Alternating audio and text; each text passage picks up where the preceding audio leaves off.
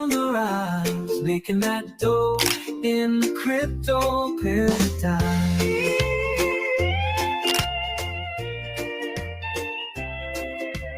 Watching it go, buying low, selling high. Riding the wave, I'm here to stay, living in the digital age. No banks, no fees, just decentralized. It's crypto paradise. Ooh. No banks, no fees. Alrighty, let's kick this thing off. Happy Monday morning, everybody. What a beautiful day to be alive. I'm chilling over the weekend, doing family stuff, and what do you know? Looking at the CoinMarketCap, CoinGecko, and ETH is absolutely running. And of course, you wake up today and Bitcoin's turn to go. Guys, if you doubted we were in a bull market, I mean, get your head checked. Get your head checked if you think this is not a bull market. I think we're going much, much higher here. So we'll talk about Bitcoin. We'll talk about Ethereum. We have some XRP news to cover as well. You guys know we're not a fan. They keep dumping on us. And of course, we'll get into some small cap gems, some alpha for you guys, maybe some surf updates as well. But yeah, so I don't know what you were up to this weekend, Nick. I was chilling. But man, how great is it? You're chilling, doing other things, and your portfolio's going up. Yeah, let me get this shared everywhere. But yeah, this weekend, actually yesterday, you can probably tell I'm a little red, a little tan. I don't know. Maybe the camera's making it look better. We had an outdoor tournament. It was like we were in the Premier League. There's 4 divisions. We were in the top division. I don't know why. We're in our 30s, but we did pretty well. 7-on-7, we ended up getting second place. We were supposed to have 5 subs. 2 guys just backed out at the last minute. One guy can only play 2 of the 5 games because he has kids, damn kids, right? And then another guy got hurt like 3 minutes into the first shift. That's what happens to get old. You pull those hammies. So we had 2 subs for 5 games, made it to the finals. We were winning in the championship with like 3 minutes left, 2-1. We let them tie it, and then we lost in the PK. So I got my silver medal. I should have wore it on today's show, but I'll just say my body is hurting, and I'm glad that my job is sitting in front of a computer rather than doing labor today, because I don't know if I could do it. I could barely get out of bed. Yeah, no labor over here in crypto paradise. That's not how we roll. We're making money in the digital ecosystem. So sitting on our butts is the name of the game. But congrats on the second place win. That's soccer for the uninitiated. It was a soccer tournament. So good for you. Good work there. But yeah, I mean, how great is it? You can do other things. Step away from the charts, touch grass, literally or figuratively. And meanwhile, the markets are running, doing our work for us.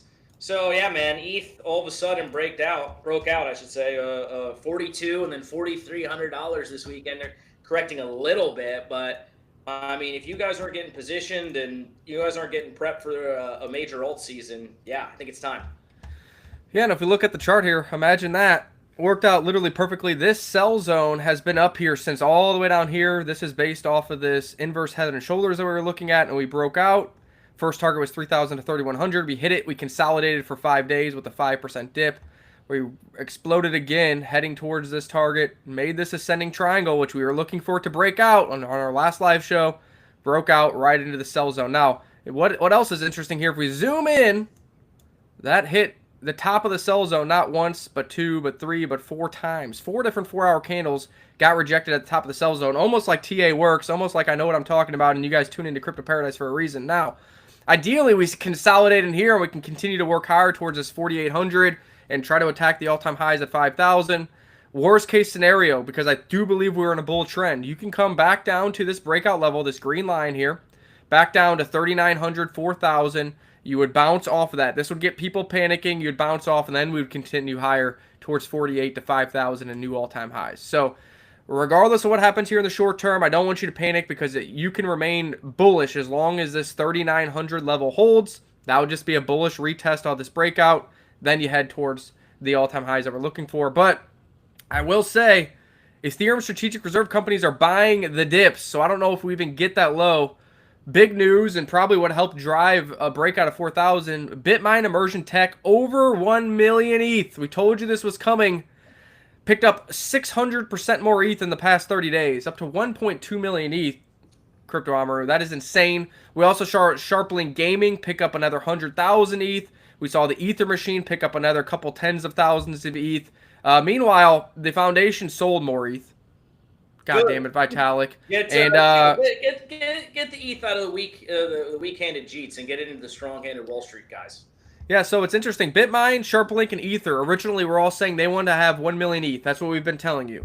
Well, Nick, now Bitmine has 1.2 million ETH, so I guess they're done buying. Even if that's the case, you still need another 800,000 ETH between these three companies. We have the new company who's looking to buy $5 billion worth of Ethereum. And Thomas Lee said, oh, no, 1% of supply, 1 million ETH? No, we're going for 5%, which would be 5 million ETH for this one company. That's what they're saying. That would be, they need to buy another 4 times as much ETH as they already have. What does that do to price? We shall see. Well, why would they stop if they keep making money from this and the price keeps going up and there's still investors who want to invest in more rounds so they can buy more ETH? Why would you stop? You're not going to stop. Did MicroStrategy stop? Did they, some arbitrary number? They just keep doing it. They'll just keep doing it up until something breaks, I guess. I mean, or I don't know when they'll stop, but the musical may eventually stop here with some of these. But for now, it looks like full steam ahead. So Bitmine's going to keep accumulating. Sharplink Gaming, you have that one that's coming online, the 5 billion one. I actually think it's kind of bullish that the Ethereum Foundation is selling off here. They're probably doing OTC deals, selling some ETH to these big players, which is totally fine, right? This is part of the evolution of the asset, and it broke the other day. I think yesterday. The valuation of Ethereum has now exceeded MasterCard, which makes a lot of sense to me. Very logical that the sort of new, almost the Web3 infrastructure, these payment rails, you could argue for the new digital economy that we are living in has now exceeded the value of kind of the old guard. So interesting story there. But yeah, plenty of room to run for ETH. I would not be surprised if we see a bit of a correction over the next few days. And we're seeing a little bit, I think, now happening, and it seems like some capital rotating back into Bitcoin. And this is what happens, right? When you're in a bull run, it kind of is like, all right, so Ethereum will run, take a little break. Then Bitcoin runs, take a little break. And then Ethereum's going to break even higher.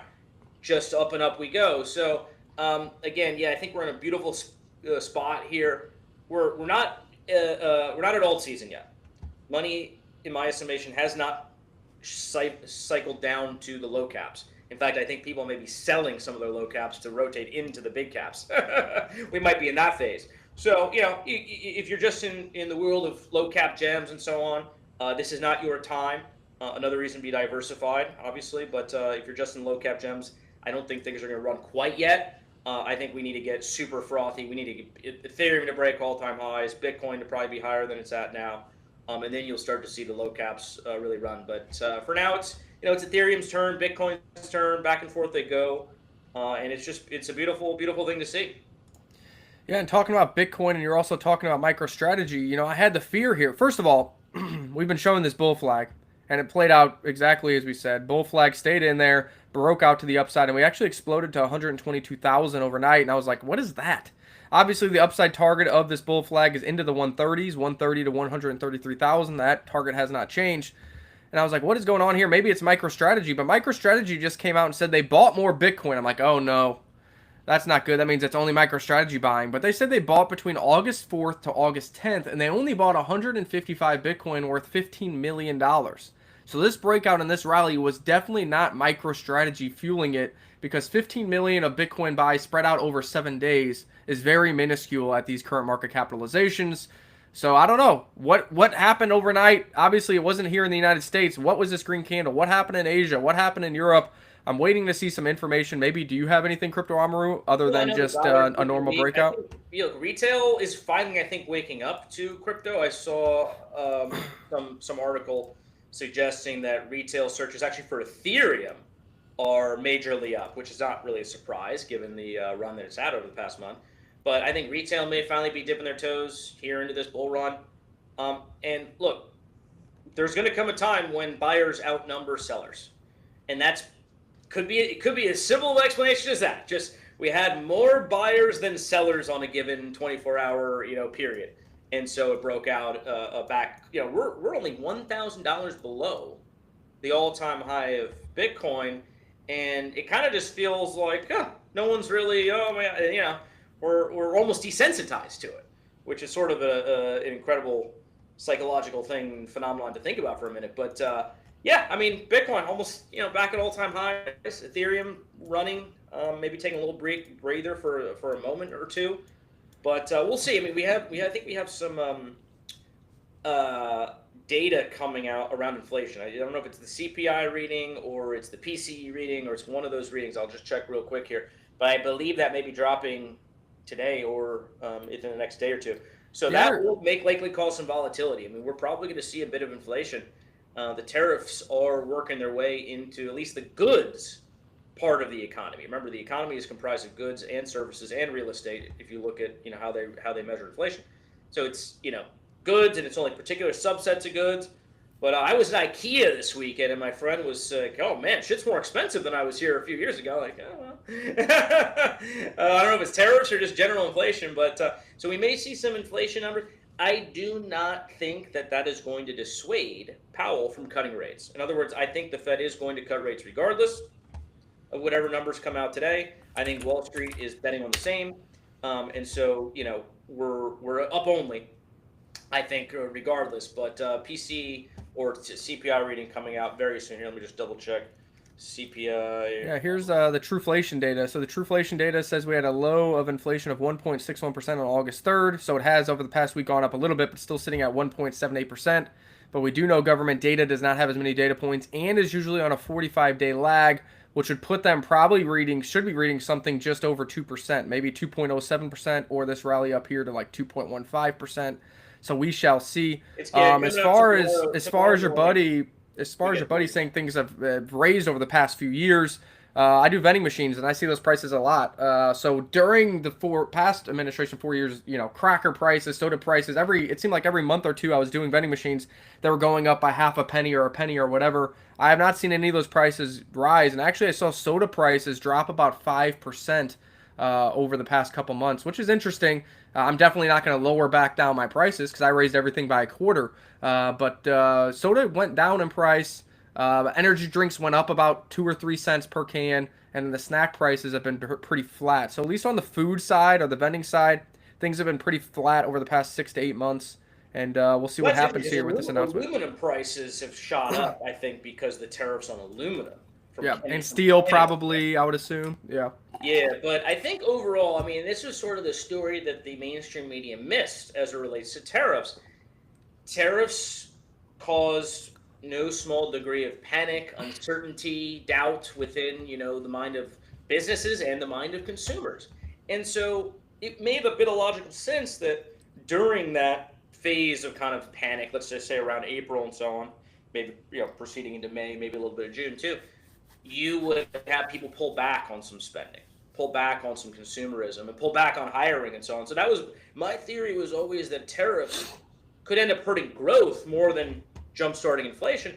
And I think that's kind of been this underappreciated story of the tariffs. No one wants to talk about it because everything's been so politicized.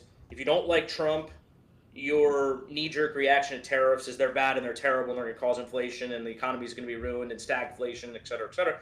But if you're like, all right, I'm going to look at this from more of a nonpartisan standpoint and just try to, weed out all that noise, you could see a world where tariffs, at least in the near term, actually hurt growth more than they cause inflation. And that is really what happened. Why do you think we had those massive revisions on the job numbers? So, underappreciated story, not really told by the mainstream media, but if you listen to Crypto Paradise, you would have been cued in on that. And it's going to result in a rate cut in September. Like, why do you guys care? Why do you guys keep talking about jobs, inflation, soda, aluminum? Well, it all comes down to the rates. It all comes down to what Powell and the Fed is going to do. And last I saw, we're looking at over a 90% chance of a rate cut coming in September. That's approximately 1 month away, about less than 5 weeks away, that meeting. So, we're in a great spot. We're in a great spot. I think people need to sort of take off their partisan hats, accept this bull market for what it is, and just enjoy it. Yeah, we got Roan here in the chat. I don't know if you want to throw it up. He said, Roan said you should check out ETH again, pumping right back up. And we come over here and we do see a 4-hour green candle on Ethereum. Let's see if it can attack and break out above this 43.50 level. And yeah, so Ethereum doing its thing. Maybe SBET just saw the numbers that Thomas Lee put up and like, oh God, we're falling behind. We need to buy another 500,000 ETH immediately. We'll see how this goes. Now, talking about tariffs, AMD and NVIDIA. I was expecting them to have a red day. So far, AMD is up 0.4%. NVIDIA might be red. Let's see here. NVIDIA is up basically nothing, 0.02%. It just came out that a deal was made. So these are semiconductor companies that are primarily based in the United States of America. Semiconductors run everything. They run your phone, they run your cars, they run everything that you use that is technology based. Well, a deal was made. Both companies sat in a room and agreed that for every sale they make in China, 15% of any product they sell to China, they're going to be giving to the U.S. government in the form of a tariff or a tax or a payoff. So that could be big money. Of course, China isn't all of where they sell, but I would bet that China, without looking at the data, is somewhere between 25 to 40% of their sales. United States is probably 25 to 40% of their sales, and then the rest of the globe makes up that remaining 20 to 40%. So that is going to be big money coming to the U.S. government, and hopefully this is another thing where we're trying to make more revenues. Let's try to cut spending. Can we get this national debt down? Can we lower the taxes on the American citizens? And can we be in the golden era of America? It's good to see that these two companies sat in the room, created the negotiation. It didn't get out in the headlines. We didn't have a week of volatility. We didn't have people spatting with each other. It was just announced quietly on Sunday yesterday. 15% of anything they sell to China does go to the U.S. government, so that's good to see. Yeah, I saw that news last night right before I went to bed. Didn't really dig too far into it, but what immediately jumped out to me was, wow, what a innovative way to bring revenue into the coffers of the U.S. government. This to me is another example of Trump, the administration, kind of thinking outside the box, doing something very differently than ever had been done before for the benefit of the American people. Now, you could argue that shareholders of NVIDIA, not going to be happy. That's money that would otherwise be going to share buybacks or profits or whatever, boosting their bottom line, but now going to the U.S. government. Okay, yeah, that's an argument to be made. I don't think NVIDIA's stock's hurting at all. Second most valuable asset in the entire world, over $4 trillion market cap. So Jensen Huang's obviously not too worried about it, one of the richest men in the world. So, you can look at it from that perspective. But what I like about it is, hey, Trump thinking outside the box, doing things differently. Why? Yeah, we should be innovative. We should be doing things just because it was done some way previously. Why do we got to always keep doing it the same way? And that was, I think, partially one reason the Dems lost is just old ideas, stagnant, not innovative, not thinking outside the box. Trump coming in with this very different way to do kind of a tariff, right? Essentially a tariff by another means. And, that's obviously if money's back to the U.S. government paying down debt, or maybe we get this tariff dividend or tariff check paid out to taxpayers, could be a big win. So, yeah, very, very outside the box from Trump, and I just love to see it.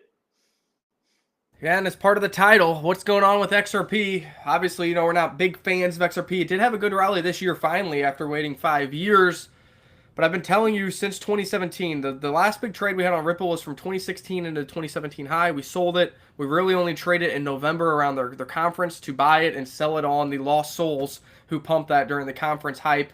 We make 20 to 30% gains, sometimes 15% gains in the bear market. But here you go. Ripple releases 1 billion XRP from escrow. Now, before you guys get in the chat box, well, Nick, you should do some better due diligence. This has happened many times, and a lot of it goes to the company and doesn't get sold. That's fine. Well, this time we can track it and see where it went. They executed on August 9th, releasing 1 billion XRP tokens valued at $3.28 billion into circulation.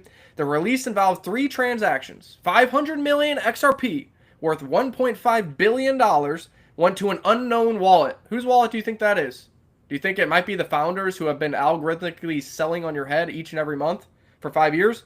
Probably. Who else is going to get 500 million XRP to an unknown wallet? Huh. You got 100 million XRP to Ripple, the crypto company. Probably needs to sell that just like we see Ethereum Foundation to keep paying the marketing cycle and keep momentum, keep retail buddies and your blue-collar friends buying XRP because they do a magical job of that. And then around 400 million XRP to the company. Now that 400 million could be the ones that you're like, okay, escrow goes to the company locks it back up. But that doesn't account for the 600 million that is worth what, 1.8 billion or more dollars that could be finding its way to the sell button faster than you can hit the buy button. So we'll see what happens. This is part of the 2017 protocol designed to stabilize the market supply. This event occurred amidst a bullish market for XRP following the company's recent legal victory in the U.S. court case. This is on top of Chris Larson, who was one of the founders, was found to be selling, I think, 100 million worth or so of XRP just a few weeks ago. So this is not a one-off sort of, they've only done this once. Like, this is an ongoing thing around Ripple, and it is kind of astonishing that, I don't know if retail just ignores it, they accept it, maybe they view it like, well, Ethereum Foundation, they do this sort of stuff too. They have ETH and they sell it. Yeah, that's true. But then again, the entire crypto industry runs on Ethereum, and I don't know what exactly the Ripple blockchain does. So, there's that. But to me, like, you only have so much money. You have to choose where to invest it. Do you want to invest it in a company who, for all intents and purposes, doesn't really do a lot from an innovation standpoint, doesn't have a lot of traction, doesn't have a lot of any users on its chain, and is meanwhile dumping on your head? Or do you want to put your money somewhere else? Do you want to put it in Bitcoin, digital gold? Do you want to put it in digital oil, Ethereum? Do you want to put in something else if we're talking big caps? I don't think, it's fine. There's plenty of them to go around. Maybe BNB, maybe you like Binance and what CZ's doing. I know I certainly do. Why would you put your hard-earned money in Ripple? I don't get it. I think it's partially to do with the token economics, frankly. People look at it like, it's only $3. If it gets the Bitcoin price, I'll be a bajillionaire. Not understanding there's so much more of the supply, not understanding the dynamics of market cap and so on. So, it is what it is. I do think eventually Ripple will fall out of favor. I don't see how this sustains forever. But they've defied my expectations for many years now. So who what do I know at this point? But for me, much better to invest in Ethereum, highly undervalued right now. Ripple's, by the way, at its all-time high, if I'm not mistaken, right? Ethereum's not there. So better upside on Ethereum. It actually gets usage. Major institutions are buying in. And yes, the Ethereum Foundation's dumping on you. But last I checked, Vitalik isn't really dumping on you. Apparently, he's a billionaire again. He has $1 billion worth of Ethereum. Doesn't really sell it. So there you go. Yeah, and talking about bull cycles and how long they will last. Obviously, historically, you would say Q4 of 2025. We've been saying, hey, maybe the 4-year halving cycle breaks and we go into 2026. Now you're starting to see some other experts and gurus thinking the same thing due to macro fundamentals. But Peter Brand here is taking the bull markets very literal and just looking at previous cycles and how long they lasted. The bull cycle of 2015 to 2017, 2018 to 2021, and 2022 to 2025, he's saying will be 75 weeks long, plus or minus 2 weeks. That means that this bull cycle that we're in right now ends September 15th till September 28th, and the top for Bitcoin will be 125,000 to 145,000. Now, in theory, the 75-week cycle is about right. Now, I don't know where he put the bottom of Bitcoin at. I don't know if he just did the lowest price or what. I didn't look at the chart. But for me to say that September 15th, that is literally 30 days away, he thinks the top will be put in for Bitcoin, Ethereum. That means you probably don't have an alt season, and that all these crypto-related stocks like Coinbase, MicroStrategy, Mara, Riot, SBET, and Bitmine will absolutely go down and to the right. That is very hard for me to believe. I'm here saying 244,000 by the end of the year. And, historically, I'm saying the top would be November or December. And I think we go into 2026. He's saying, no, Crypto Amaru, September 15th is the end. And Bitcoin's only going to go up another $4,000 from where it went last night. What do you think about that? Well, here's the mistake I think a lot of, quote, crypto gurus, crypto natives, guys who've been in the trenches, degens, whatever, for a long time. They are slaves to the 4-year cycle because it's always worked for them, right? And it is logical, okay, we get all that. But I think that they ignore the wider macro sort of setting at their peril. Like, I don't think Peter Brand's thinking about the fact that rates have been high for almost all of this bull run. They're about to get cut. I don't think he's thinking about the fact that Powell, come May 2026, will be replaced with somebody probably very, very dovish. I don't think he's thinking about the fact that Trump, with all that he's doing for this industry, for the stock market, I don't think Trump is done pulling rabbits out of his hat. New executive orders coming. I don't think he's considered the fact that Congress is about to pass a comprehensive crypto law. So I just think they're ignoring the macro and they're slaves to the 4-year cycle. And look, if you've been holding for a long time, if your bags are fat, if you are sitting on a ton of profits by the end of this year, well, I do suggest taking profits at that time because they may be right. They may be right. That may end up being the top. I don't think September 15th is the top. I don't know where the fuck he's getting that. But I think October, November, December, I mean, historically that would be the blow off top phase and things are going to get crazy. And okay, great. So if that happens, be prepared to sell your portfolio, most of it or all of it, right? And wait until the bear market. Or maybe you just hang on to some. You hang on to some on the off chance that some of us, avant-garde thinkers are correct in saying that, hey, 2026, if you look at the macro story, could end up pushing this cycle farther out. Not to mention the fact that this cycle and this industry is now driven essentially by Wall Street. It's not retail people anymore. It's not small guys behind their desk buying $10,000 worth of Bitcoin. It's guys buying billions and billions and billions who have longer time horizons. That's probably the other underappreciated reason why this cycle may play out longer. But again, if you're sitting on massive gains at the end of this year, you've done very well for yourself. I do suggest taking profits because there is a decent chance the 4-year cycle is going to play out exactly as planned. I just think there's also a pretty decent chance that this is going to extend into 2026. Yeah, September seems wild to me. I mean, that means we don't even get to Q4, that we don't even see the rate cut yet. I mean, I just saw that Truth Social just applied for a Bitcoin ETF, so that takes months to get approved. That'll probably get approved.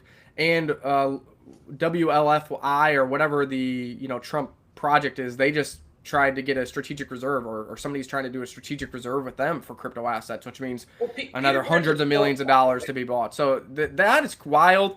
30 days is pretty wild because that means that we top and we're done like right when the first rate cut happens and right when all these Ethereum strategic reserves finally get their goal of 1 million ETH. Well, we haven't had an alt season. We haven't had a blow off top. We haven't had any frothiness. We haven't even been at max greed. We're still at like 70% greed. We're not even at max greed. So I don't think that all happens within 30 days. Peter Brandt is a chart guy, right? That's where he comes from. He analyzes charts. He's probably pretty damn good at it, as famous as he is. And so, he's looking at the charts, and the charts are telling him a story. But you know what? The charts are right until they're not. The charts are driven by fundamentals, are driven by macro stories. They're not just self-fulfilling prophecies. If they were self-fulfilling prophecies and you could just look at the charts and 100% of the time know exactly what was going to happen in a day, in a month, well, you would be retired on the beach and you wouldn't even be bull posting on Twitter because you would have a 100% hit rate on charts. So I doubt he has that. So the charts are the charts. They're a data point. You can get it right if you're really good at it a lot of the time. You don't have to get it right every time. There's more than wrong, and you can do well. But that's a data point. The charts are a data point. Look at the macro story as well. Look at the capital, where it's flowing to. Look at the global money supply. Look at the politics. Look at the laws, the regulations, et cetera, et cetera. There's a lot of data points to take in. And to me, it all equates to we're at very least going to have a blow off top by the end of the year, say December. I don't think it equates to a September blow off top. That makes no sense to me. But look, that's why it's fun to be on these shows and debate these things and talk about these things because no one frickin' knows. No one frickin' knows. I was having this conversation with my friend the other day, because he sold out like 88,000 Bitcoin. I was like, bro, don't fucking sell, hold on to this shit for years. And, this is his first cycle. He did very well for himself because he bought the lows, sold high. But, it's like, dude, just hold on for years. Like, even if myself, like, if I don't sell the top and Bitcoin goes down, okay, say it runs to 200 and then it dumps all the way to 100,000. Well, I'm still in good money because I was buying that shit at like $3,000 to $4,000, and I held on for that long. So, long-term time horizon, hold on for 10 years. And it doesn't really matter what actually happens if you're, a long-term Bitcoin guy like myself. So, that's also a viewpoint. Yeah, now your buddy's stuck in cash, but that's how he now, instead of buying Bitcoin back, because like mentally it's gonna be really hard for him to buy Bitcoin back because he sold it cheaper. No, he That's has when to you wait for get the crash now. yeah, He's like rooting for a crash. that's when you start to see those people chase other assets like Ethereum, or that's when they get into altcoins. So that's good to see, because your buddy will be chasing altcoins and create that alt Well, season. Ethereum is the play for him now, and he held on to his ETH, thank goodness, because I told him to put in his ledger, and he like forgot how to like get everything sorted and and figure out how to sell it. So it's just chilling, right? It's a forced hold. A forced hold can really be a blessing in disguise if you are not like a seasoned vet, because oftentimes it's very tempting. If that shit's sitting in your Coinbase and tariff FUD appears out of nowhere and markets crash and you're already in profits, oh, could it go lower? I'm scared. Hit the sell button. That's what happened, right? Or conversely, oh, it's pumping. Yay! I'm in profits. Sell it all. Oh shit. We had another $80,000 ahead of us because this shit's going to 200K. Fuck. Keeping all your money on Coinbase, very dangerous if you don't have very strong willpower. So just a word to the wise, keep your shit on a cold storage device. That's obviously best for security, but it's also best for diamond handing things. So just a little word to the wise there. See a couple more comments from Roan and Hex here. We'll get to those in a second after this. We did have our very own Web3 Nate over in a conference in Asia, spreading the word of Pulse Chain, the word of Crypto Paradise, and the word of Surf all over the globe. Hopefully we get some new marketing deals, some new collaborations, some new partnerships with some of the contents he made over What's going on, in Crypto Paradise Asia. fam? I am here at GM Nonetheless, Vietnam. the conference season is underway. Conference season. Now, I've talked about this before. You'll see a For the lot next of couple months, names there's that gonna you be recognize in the conferences background pretty of much this video every as well. major city around the world. I personally am going to be traveling from Hanoi, going to South Korea. I'll be going to Token in Singapore. So what I wanted to get the message across to you, these events are a great way not only to get alpha, but if you're looking to get started in this industry, there's no better option than to go to these events. A lot of them you can get in for free to the main event, like I'm at here today, but the real alpha and the real opportunities are going to be at the side events, and almost all of those are going to be free. You need to just find the link for the event, sign up with your email, go and start meeting people. If you're looking for a way to break into this industry, if you're looking for an edge on alpha, that is where you want to be at. So if you are in Asia, if you're in Europe, if you're in America, I guarantee over the next couple months, there is going to be multiple conferences within driving distance of your house. Get out there, go meet some people, have some fun, get some alpha, and get started in the greatest industry in the world. Good to see that he's out there on the road trying to spread the word. And stay tuned here to get all the alpha from that. Hopefully, like I said, some new collaboration and partnerships. Hopefully they get some people to bridge the Pulse chain, and of course, maybe downstream buy some Surf as well, so they can ride the wave of green candles in the future. I love that video he put out there, and I love these out there spreading the good word of Surf, Crypto Paradise, and crypto. A little story for you guys. I actually got involved in this industry through a conference. Back in 2018 it was. Went to a conference in New York City where I was living at the time, Consensus, which is one of the biggest conferences held in the U.S. every year. It's since moved to Austin, but it was previously held in New York. I didn't know any in the industry, completely novice, completely green, but went there, made connections, got to know some projects, got to know some investors, some founders, and ultimately, actually, a few of those guys end up investing in my first venture in crypto. So they kind of helped us go, full-time crypto. And I'm still close to those guys today, and that was like 7 or 8 years ago. So you gotta go. You gotta put yourself out there a little bit. You don't know what sort of opportunity is going to come your way. Could it just be a great investment? Wow, great new project that no one knows about that's super undervalued. I just found out about them. Could it be an employment opportunity? I want to get involved in the crypto space. I want to go full-time in crypto. And I need to meet people, and I need to put myself out there and get those connections. Or it could just be informational. So yeah, I love that message. I think conferences are a really sort of underappreciated way to get involved in this industry, but still not as good as the Crypto Paradise retreats, which I won't get into now, but we'll talk about them more soon. More info on the retreat coming, but retreats better than conferences. That's a little teaser. We had Hex over here talking about a golden cross on PTGC and UFO over the weekend on Pulse Chain. Of course, you guys should be long that asset. We've given you multiple buys at the lows, a sell on this big rip, and a buyback on the dip. It is up 18% off the recent buy, with upside objectives still much higher. New all-time highs up here above 14,000. that would be the target for Elliott Wave, Wave 1 higher. Good to see. They keep burning, they keep buying, they keep adding LPs, and the chart still looks good. A little red today with Ethereum being down. Pulse Chain, I think, is down a couple percent. And, of course, you would expect PTGC to come down a little bit as well. I'm not sure on what time frame you saw the Golden Cross, but, yeah, things look bullish here, and this one continues to be a market leader.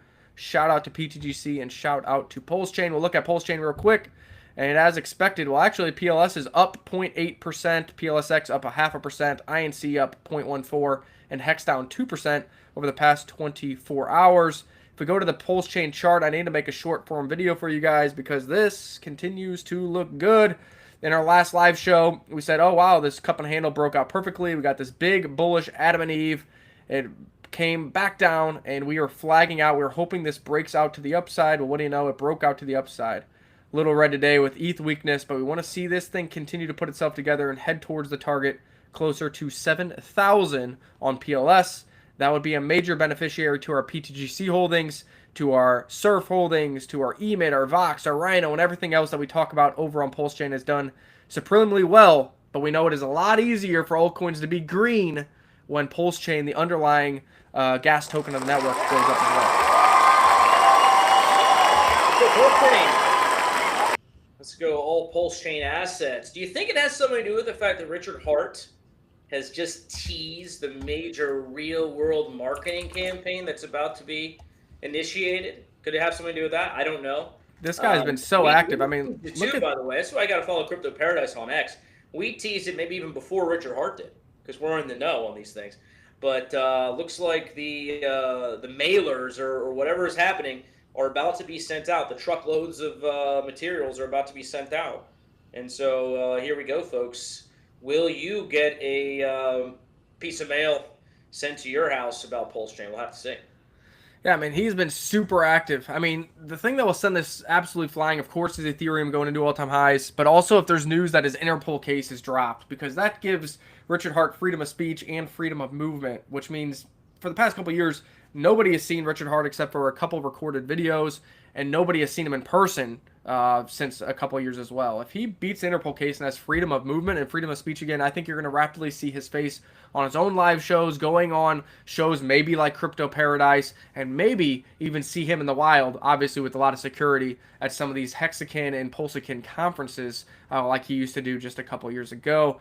That would be wild, but I mean, he's been so active. I mean, look at all these Ethereum charts. Look at this AI teaser of the Pulse Chain van sending everybody to Valhalla, to Hexaco, and this is what you want to see. This is somebody who has a plan and knows the plan is about to begin.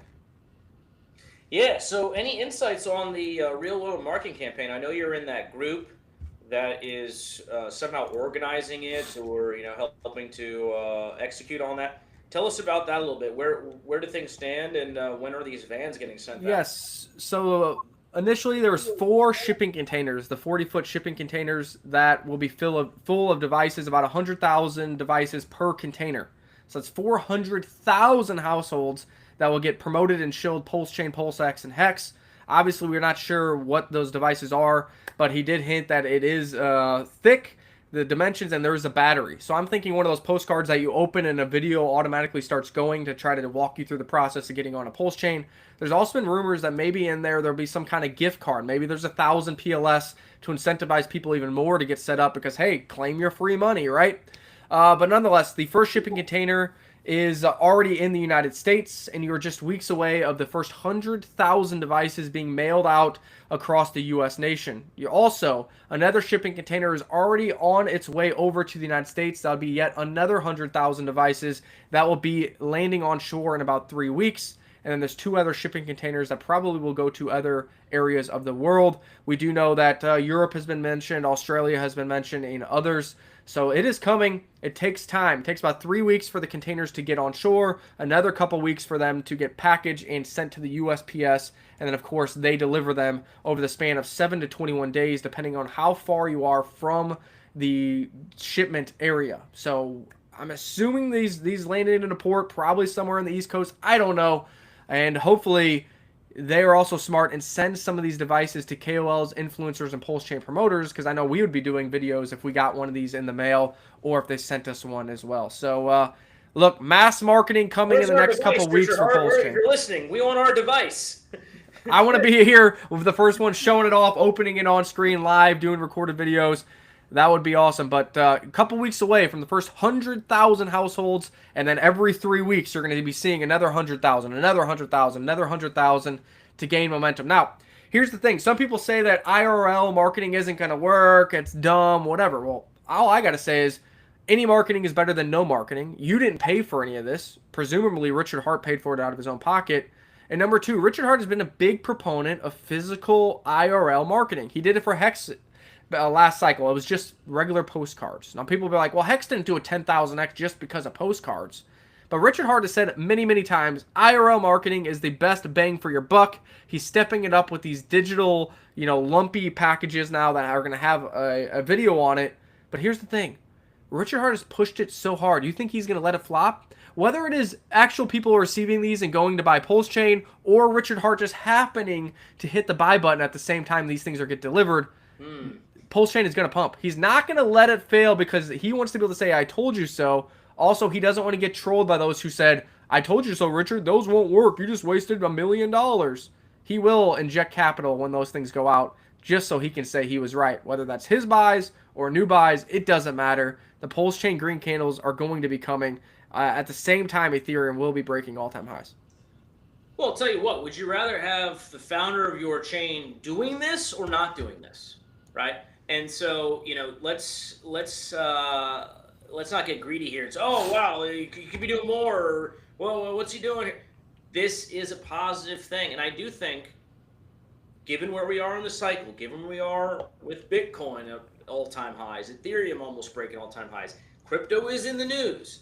And if you get sent something in the mail with a little bit of PLS in it, with a device, I don't know what, maybe it's a cold storage wall. I have no fucking clue what he's doing ultimately. But don't you think at least 5 to 10% of the people are going to be curious enough to onboard themselves into crypto and perhaps buy some Pulse Chain assets? I think so. And then you add that to the fact that the rest of the crypto industry is going to be hearing about this in all likelihood, right? At least if everybody does their collective job and making noise about it like we are. And so that shows the rest of people, hey, Richard Hart is working his ass off behind the scenes. He's pushing his chain. He's putting this out into the real world, and this is now spilling into crypto Twitter. I want to now be a part of this. This chain looks like it's on the precipice of doing something big. So I think regardless, it's going to be successful, and maybe he just causes those green candles with his own buys coming in. But regardless, I think it's going to work to some degree. We'll see ultimately how high Pulse Chain gets this cycle. I mean, we've been on record saying it should be in the top 20. We'll see if it gets there. But wherever you're standing right here and now, Pulse Chain is undervalued at this moment in time. Yeah, I would agree with you. And exciting times to come for Pulse Chain for sure. Shout out to Randy Hipper, 500 people watching her, 273 people watching us, 88 people watching Bitcoin Ben. So good to see that people are actively live here pushing and evangelizing crypto, Bitcoin, Ethereum. Hopefully in some of these titles we start to see more Pulse Chain stuff because I think that is going to be the future and you guys will be early to that opportunity. Really good to see. What else do we got to go over today, Crypto Amaru?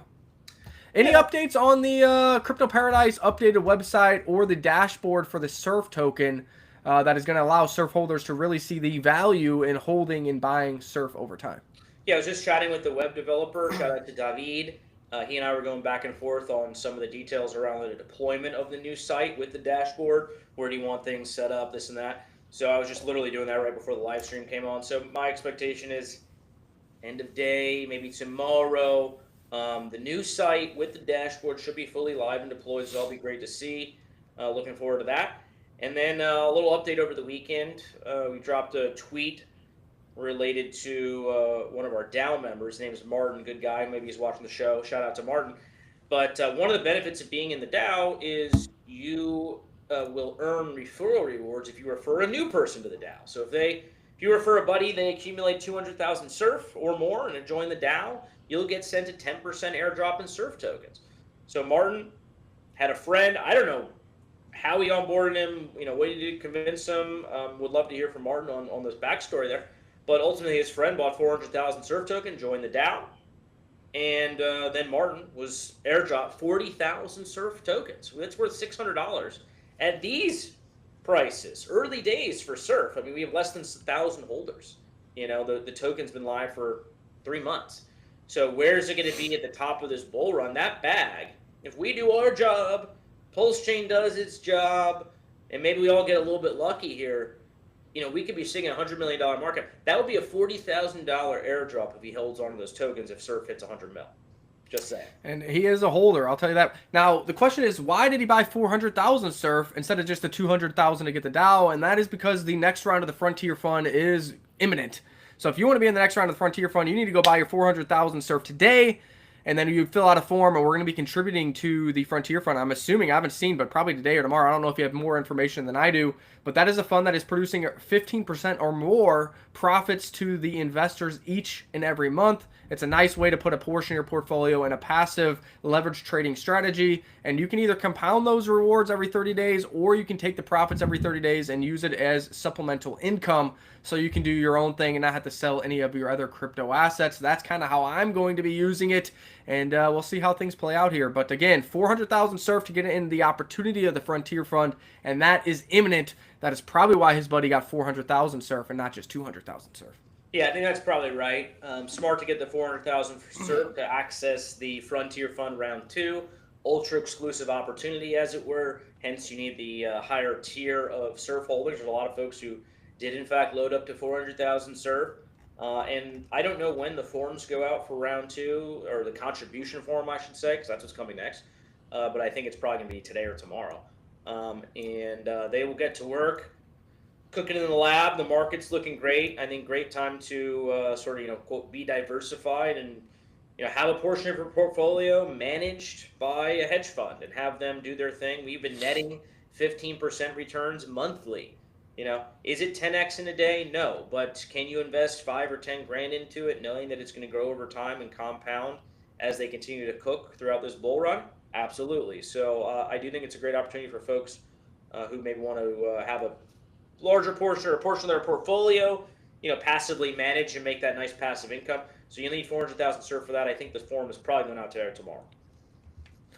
And before we kind of wrap this up, unless other questions come in, let's look at the Bitcoin dominance chart and see where that is sitting. Oh, what do you know? There was the bull flag, the bear flag with the target sub. Wow, this is crazy. I haven't even looked at this. Here's the green line that we put on here. The target was sub 60%, and look where it stopped. Crypto Amaru, is that the exact low? Oh, sure, certainly looks like it. Pretty much. It played out. Now, what you would want to expect for this to remain bearish is you would want to see this rally up at the very highest, get up here and get rejected again. It has rallied once and twice. Will it rally again? I don't know. We'll see. I hope not, because I would love Ethereum and altcoins to continue to outperform. But again, don't get bearish on ETH unless it really breaks back above this green line. So we do have this strong overhead resistance. And as long as this thing doesn't go above here, it still looks like lower and down and to the right for Bitcoin dominance, which means up and to the right for Ethereum. And the alt season is underway. So let's continue to root for that. It has bounced this hard because Ethereum did go down about $100 or $200 while Bitcoin broke out and went to $122,000. That's how the math works. But again, we talked about this bear flag right here. And what happened? Kaboom, it played out perfectly. If you would have listened, that means you would have had an Ethereum position and rode the breakout of Ethereum. You would have had a Pulse Chain position and rode the breakout. And you would have been in PTGC, Surf, and others that are producing passive income during these moments of volatility.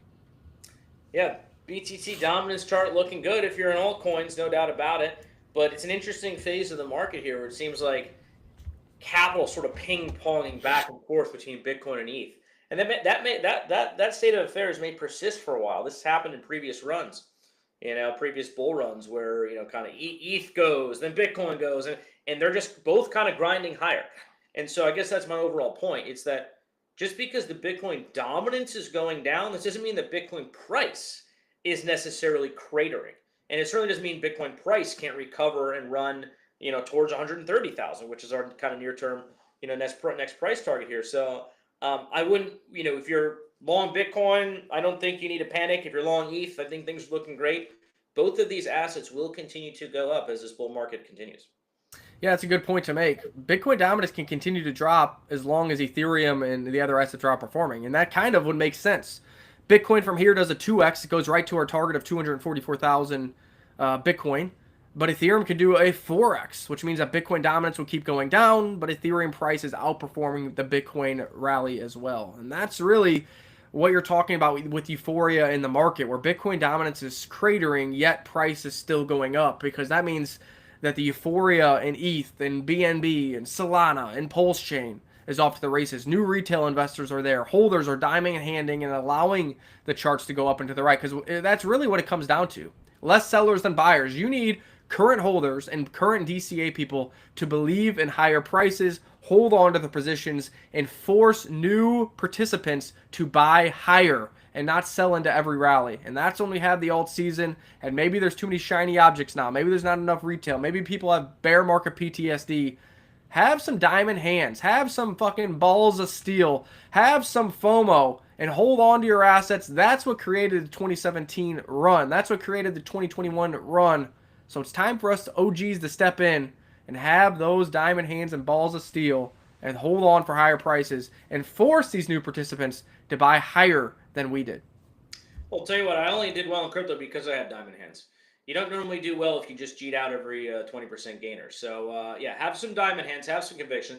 Now, that is not to say that every altcoin is created equal and every altcoin is doing 100x and that you should just hold and fucking, round trip every small low cap alt that you have. That's not what we're saying. But I don't think alt season has arrived yet. I don't think, your altcoin bags are pumping. I know mine certainly aren't.